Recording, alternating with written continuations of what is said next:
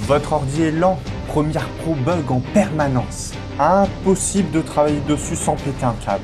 Et oui, on n'a malheureusement pas tous la chance d'avoir un processeur Intel Core i7, une RAM de 8 Go et une carte graphique GTX 6892. Eh bien, sachez que malgré ça, vous pouvez utiliser Premiere Pro sans trop d'encombre et de bugs. Si, c'est possible. Allez, je vous révèle ma recette magique, c'est tout de suite, après l'intro enfin.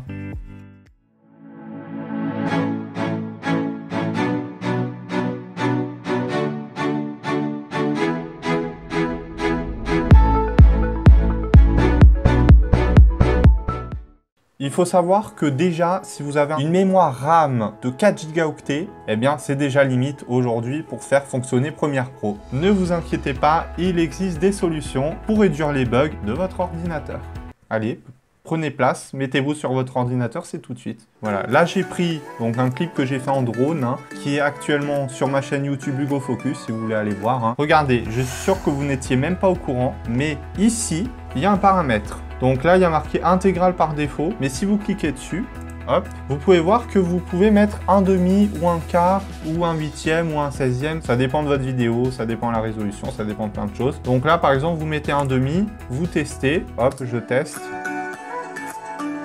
Bon, pour moi, ça marche, mais si pour vous, ça marche pas, vous réduisez encore au maximum que vous pouvez. C'est juste que la résolution de la vidéo est réduite, donc c'est-à-dire le nombre de pixels différents qui vont être affichés sur l'écran pour que l'ordinateur ait moins de calculs à faire en temps réel pour afficher la vidéo. Parce qu'il faut savoir que tous les effets que vous mettez sur votre vidéo, les transitions, il faut savoir que tout ça, c'est calculé en temps réel par l'ordinateur sur Premiere Pro. Alors, ne vous inquiétez pas, si vous réduisez ce paramètre-là, ça n'aura aucune influence sur votre vidéo au final. C'est-à-dire que ce paramètre, en fait, il est juste pour la lecture en temps réel, mais une fois que vous exporterez votre vidéo, vous pourrez la remettre en résolution optimale. La deuxième chose, vous allez aller dans Édition, Préférences, voilà, on met Général pour l'instant, et là, vous allez dans l'onglet Mémoire.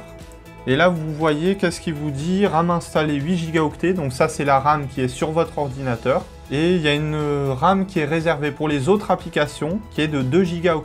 En fait, votre RAM, elle est répartie en fonction de toutes les applications qui sont ouvertes sur votre ordinateur. Toutes les infos qui sont affichées sur votre ordinateur ou qui sont traitées en arrière-plan, elles sont stockées dans la RAM en fait. Donc là, pour que Premiere Pro ait plus de RAM, donc qu'il puisse traiter plus d'informations en temps réel, il faut réduire la RAM qui est disponible aux autres applications. Donc là, vous réduisez ce paramètre, et là, la RAM disponible pour Premiere Pro, c'est 6,5 Go. Si vous avez d'autres logiciels ouverts, cette RAM va encore être répartie avec plus de logiciels. Donc surtout, fermez un maximum de logiciels. Ah oui, la deuxième chose, c'est que ici, vous pouvez optimiser le rendu pour les performances, c'est ce qui est par défaut.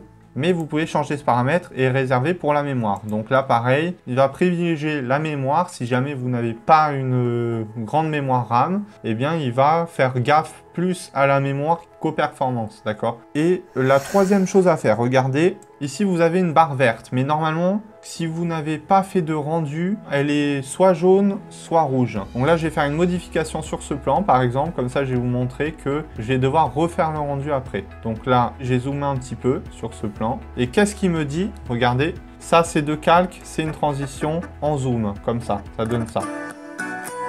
Donc vous voyez que là j'ai la transition qui est en rouge et le reste qui est en jaune. Donc là il est probable que si vous êtes en résolution intégrale, le logiciel ait du mal à lire la vidéo. Donc ce que vous pouvez faire aussi, c'est ici dans séquence, faites rendu de la sélection. Donc quand on fait rendu de la sélection, il va juste s'occuper de votre sélection que vous avez fait si elle est en rouge. D'accord? Je vous montre, résolution à la sélection. Hop.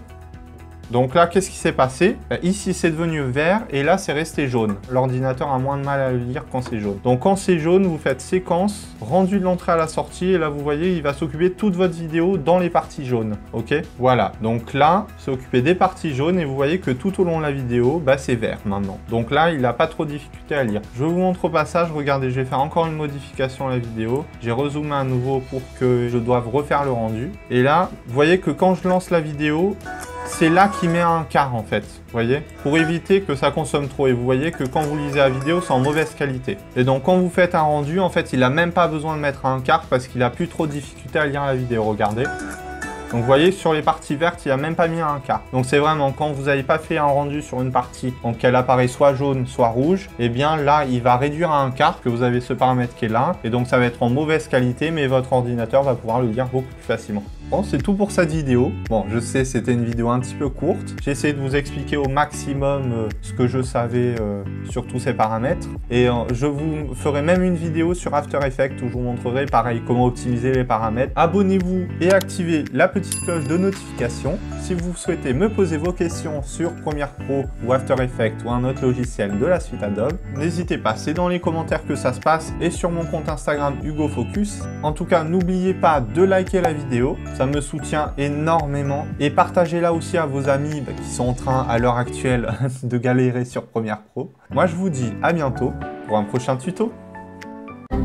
Ah, et voilà, ça bug encore. Oh, fait chier.